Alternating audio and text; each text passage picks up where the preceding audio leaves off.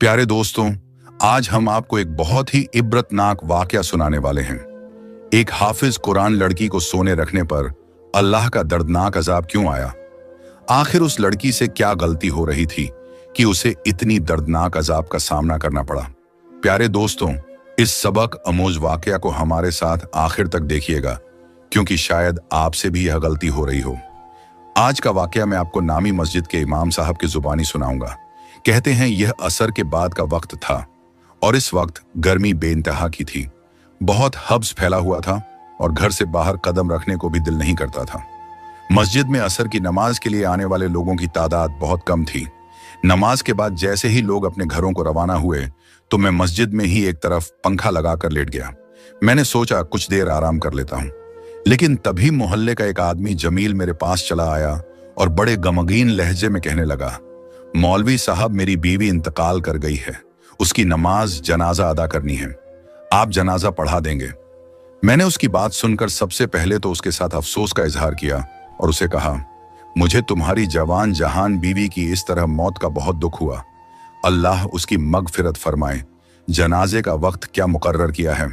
मैंने उससे पूछा तो वह कहने लगा, मगरिब की नमाज के बाद ही जनाजे का इरादा है और मैं चाहता हूं कि आप ही उस जनाजे को अदा करें। जमील की बात सुनकर मैंने उसके कंधे पर हाथ रखा ताकि उसे हौसला हो और कहा, तुम फिक्र मत करो, मैं जनाजा पढ़ा दूंगा। इतनी देर में मस्जिद में बच्चों ने आना शुरू कर दिया। जमील वापस घर चला गया।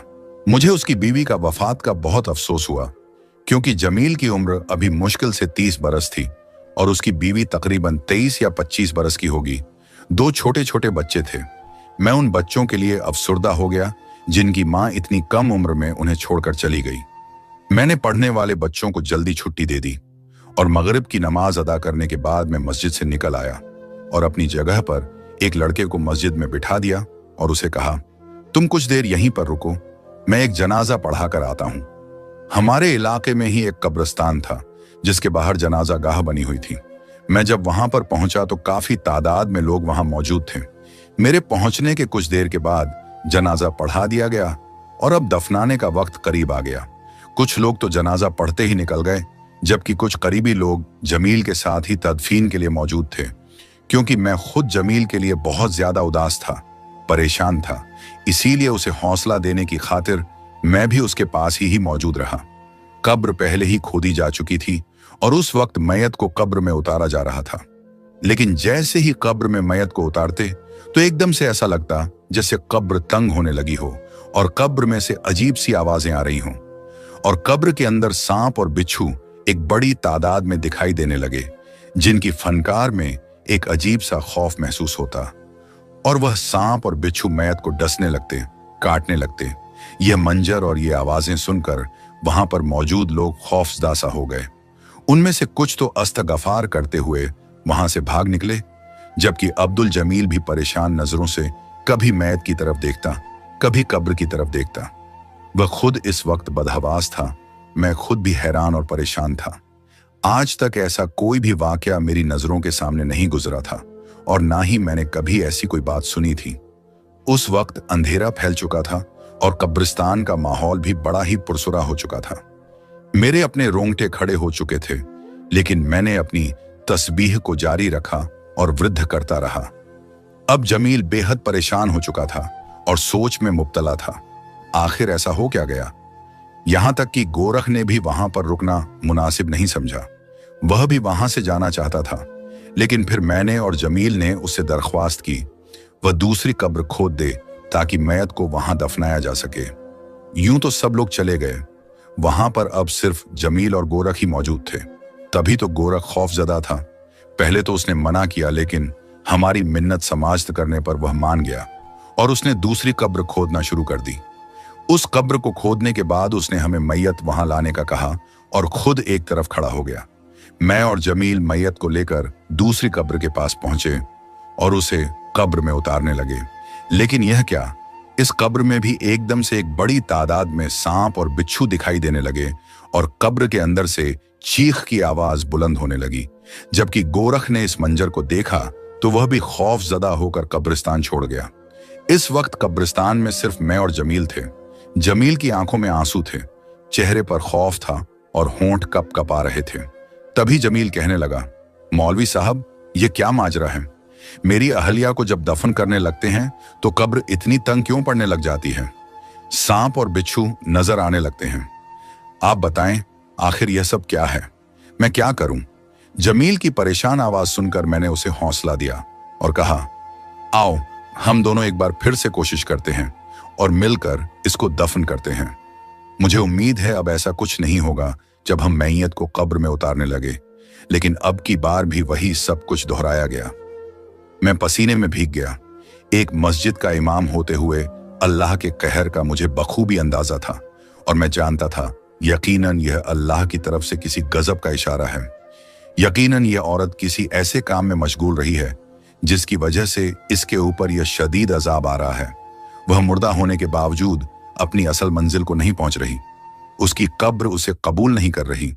और मैंने जमील से पूछा कि तुम्हारी अहलिया ऐसा क्या करती थी?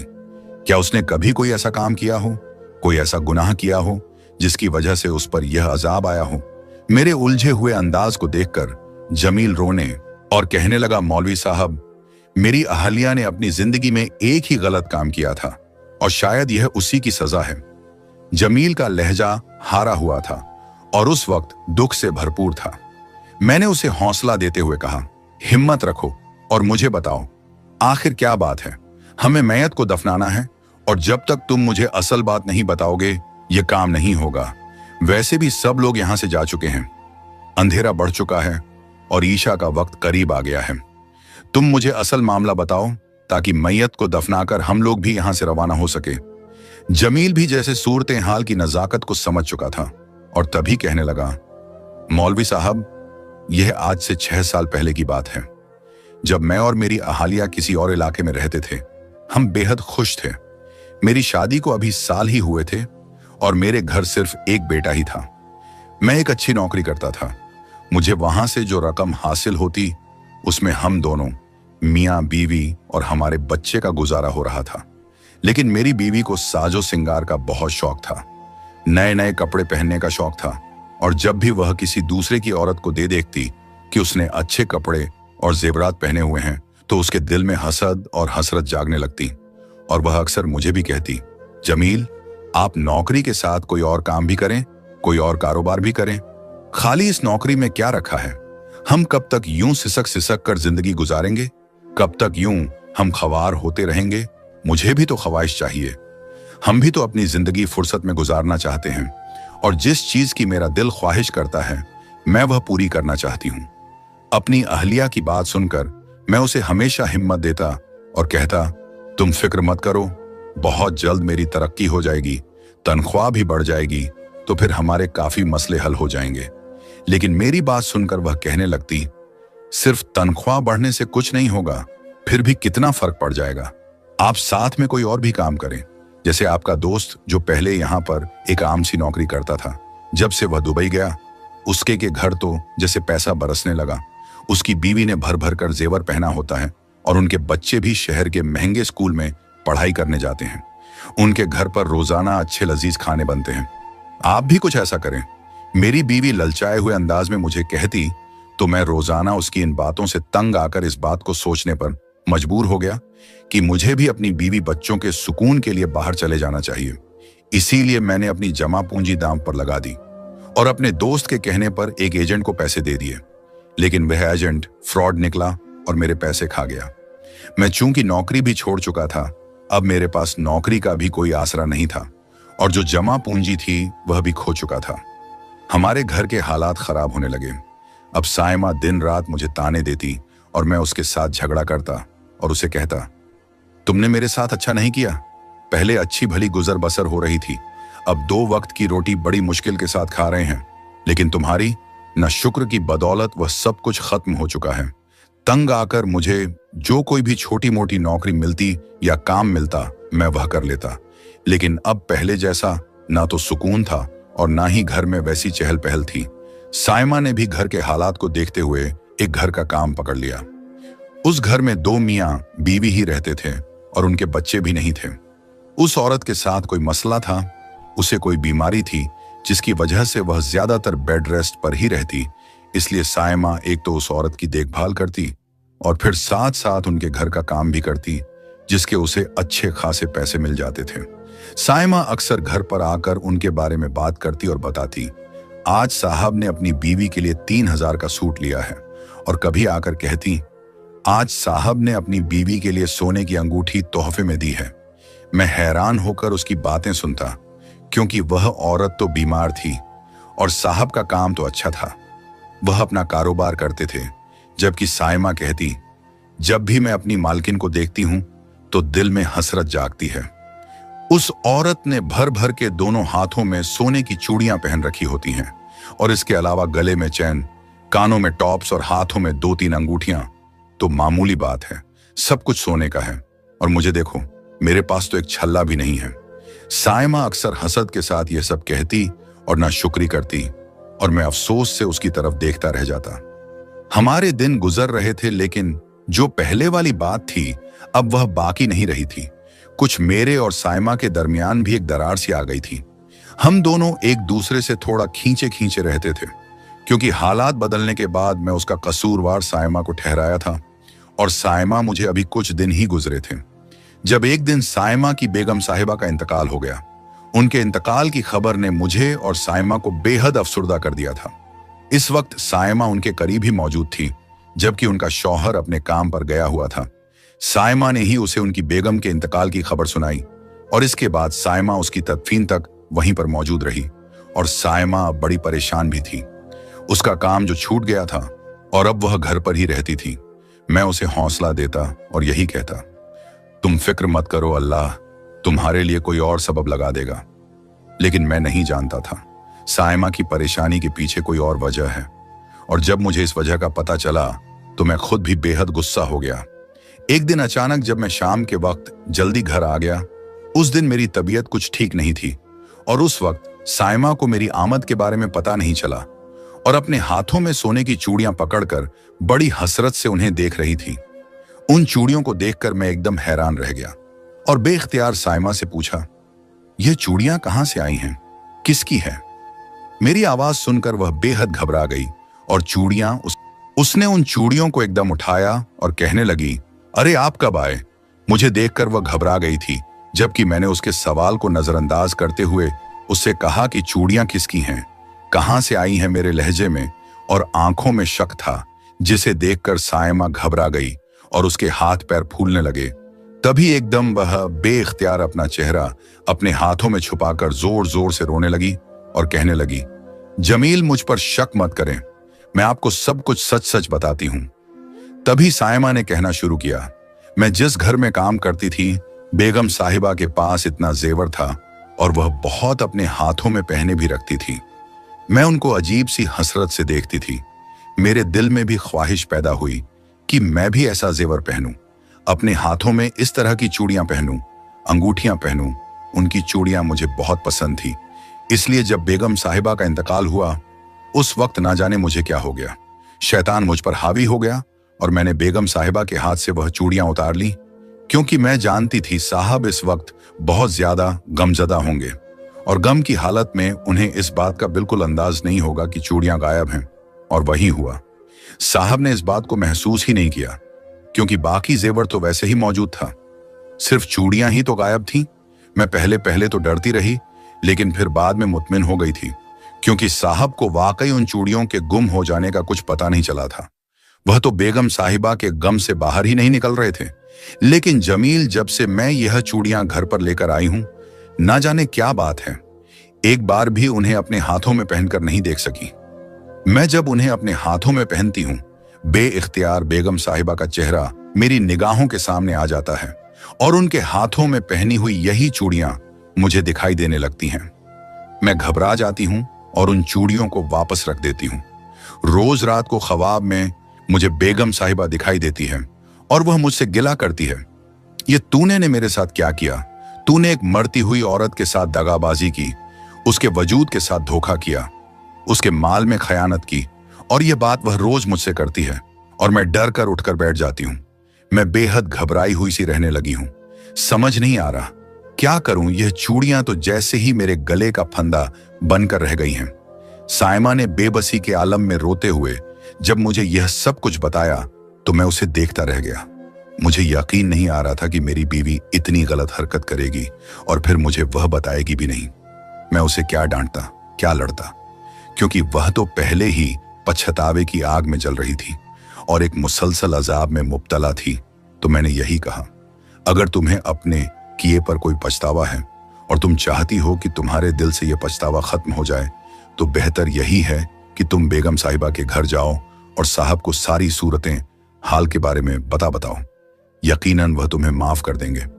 मैंने साइमा के कंधे पर हाथ रखते हुए उसे हौसला देते हुए समझाया, लेकिन वह एकदम डर गई और कहने लगी, नहीं नहीं जमील, मैं यह नहीं कर सकती, क्योंकि अगर मैंने ऐसा किया तो साहब मुझे जेल में भिजवा देंगे।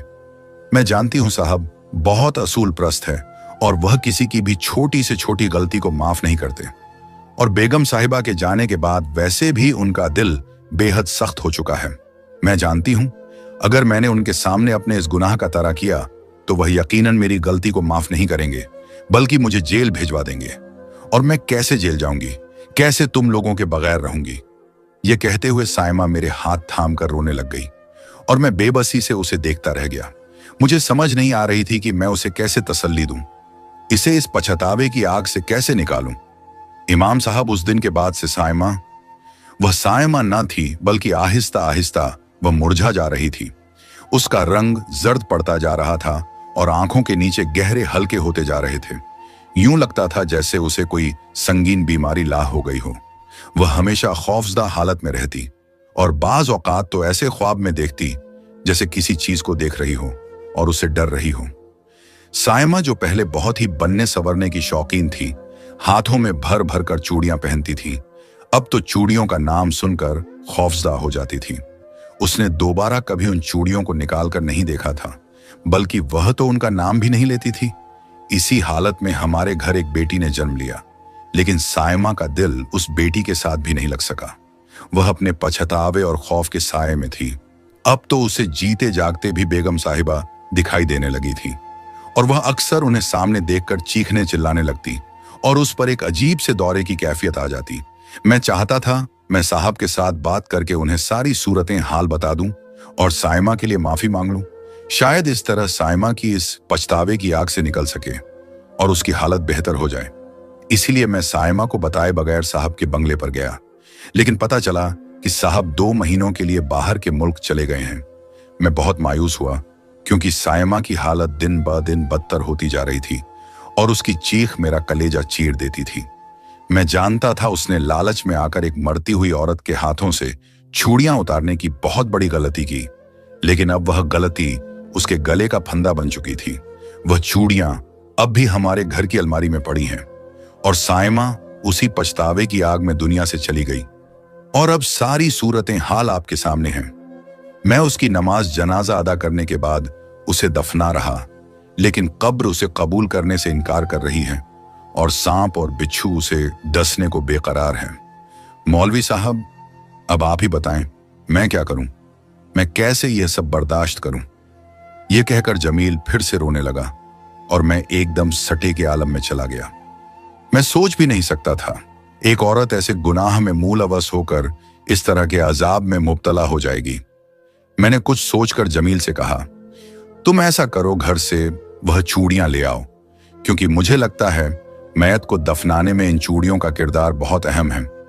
मैंने जब जमील से यह कहा तो वह बेयकीनी से मेरी तरफ देखने लगा।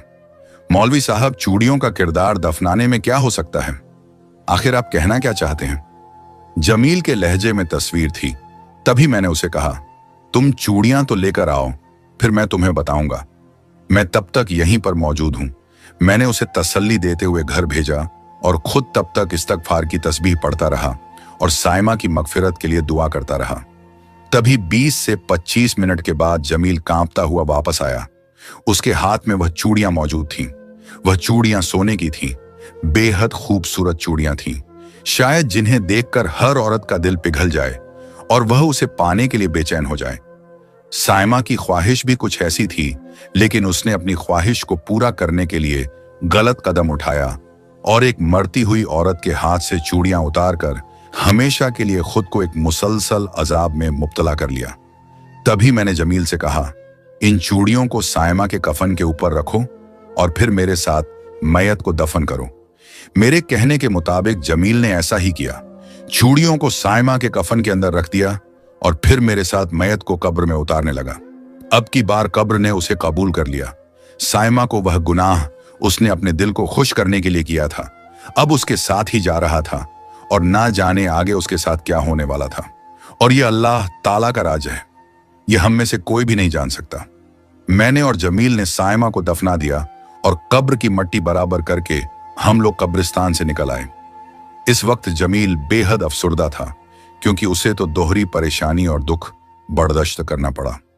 पहले तो उसकी अजीज जान से प्यारी बीवी इस दुनिया से रुखसत हो गई और दूसरा उसकी मैयत के साथ वह सब कुछ पेश आता रहा। उसने भी जमील को बेहद परेशान कर दिया था। मैं सारे रास्ते उसे समझाता रहा और सब्र की तसल्ली करता रहा। जमील को उसके घर छोड़ा और खुद मस्जिद में आ गया। ईशा की नमाज तो कब की हो चुकी थी, लेकिन मुझे तो अभी अदा करनी थी। मैंने अकेले ही नमाज अदा की और अल्लाह के हुजूर सायमा के लिए बेहद दुआ की, क्योंकि मैं जानता था सायमा ने एक ऐसा गुनाह किया है जिसकी सजा उसे शायद कयामत तक भुगतनी पड़े।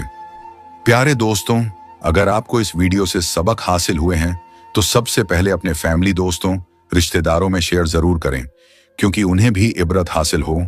और चैनल को सब्सक्राइब करके कमेंट बॉक्स में अल्लाहू अकबर जरूर लिखिए। शुक्रिया।